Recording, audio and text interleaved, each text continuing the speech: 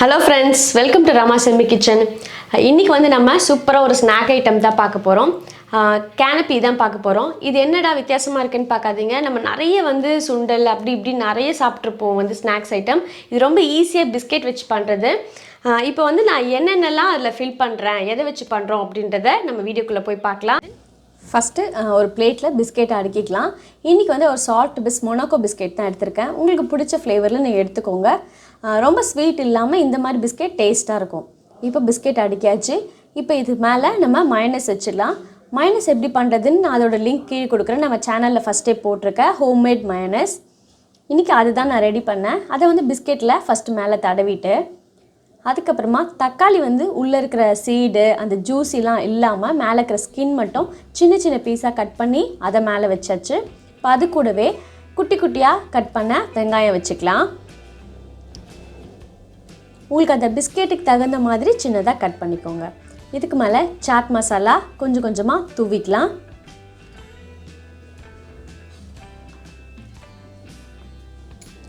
அதுக்கப்புறமா மேலே கொஞ்சமாக ஓமப்பொடி, கடைசியாக எல்லாத்து மேலேயும் கொத்தமல்லி தழை வச்சிடலாம்.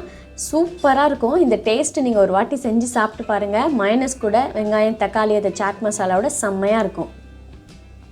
இப்போ இன்னொரு டைப் நம்ம பண்ணிடலாம். இப்போ பிஸ்கெட்டை நான் எடுத்து வச்சுட்டேன். அதுக்கு மேலே உங்களுக்கு அமுலில் வந்து இந்த மாதிரி ஷீட் இருக்கும், சீஸ் வந்து ஷீட்டாக கிடைக்கும். அதை வந்து பிஸ்கெட் சைஸ்க்கு இந்த மாதிரி சின்ன சின்னதாக கட் பண்ணி போட்டுட்டு ஃப்ரெஷ் கார்ன் வந்து அதே மாதிரி எல்லாத்துலேயும் அடுக்கிடலாம்.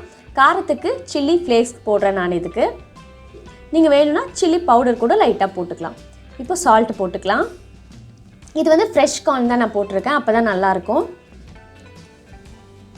இதுக்கு மேலே கொஞ்சமாக டொமேட்டோ சாஸ் ஊற்றிக்கலாம். நான் ஹாட் அண்ட் சில்லி சாஸ் ஊற்றுறேன். கொஞ்சம் நல்லா வந்து அந்த சீஸும் கார்னும் வந்து ஸ்வீட்டாக இருக்கும். ஸோ கொஞ்சம் காரமாக இருக்கிறதுக்காக நான் இப்படி போட்டிருக்கேன்.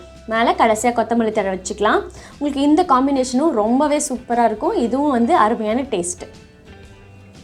இப்போது கடைசியாக இன்னொரு டைப்பாக நம்ம பார்த்துடலாம். அதே மாதிரி பிஸ்கெட் அரேஞ்ச் பண்ணிவிட்டு குக்கும்பர் அதே சைஸில் இந்த மாதிரி ரவுண்டாக கட் பண்ணி நம்ம அரேஞ்ச் பண்ணிக்கலாம்.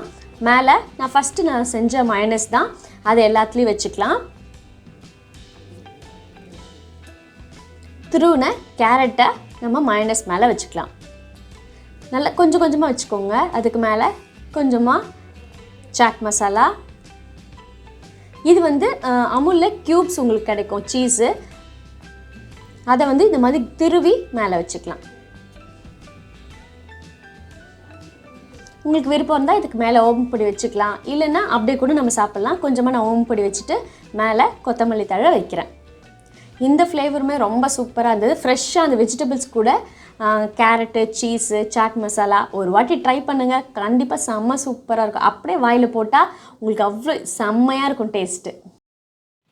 இப்போது நம்மளோட சூப்பரான கேனப்பி ரெடி ஆயிடுச்சு. ஒன்றுமே அவ்வளோ சூப்பராக இருக்குது. நான் எனக்கு தெரிஞ்ச மெத்தடில் ஃபில்லிங்ஸ் பண்ணேன். நீங்கள் என்ன வேணால் டாப்பிங் பண்ணிக்கலாம். மேஷ்டு பொட்டேட்டோ வச்சு பண்ணிக்கலாம். அதே மாதிரி இன்னும் ஸ்வீட்டாக உங்களுக்கு வேணும்னாலும் சாக்லேட்டு பிஸ்க்ரீம் அந்த மாதிரி வச்சு பண்ணிக்கலாம். நான் பண்ண 3 ஃப்ளேவருமே ரொம்ப சூப்பராக இருந்தது. இது ஜஸ்ட் ஒரு ஐடியா தான். இதை வச்சு வந்து உங்கள் பசங்களுக்கு வித்தியாசமாக பண்ணி கொடுங்க. கண்டிப்பாக இந்த ஸ்நாக்கை ட்ரை பண்ணி பார்த்துட்டு எப்படி இருக்குன்னு சொல்லுங்கள். அடுத்த ஒரு சூப்பரான டிஷ்ஷில் நான் உங்களை சந்திக்கிறேன். பாய்.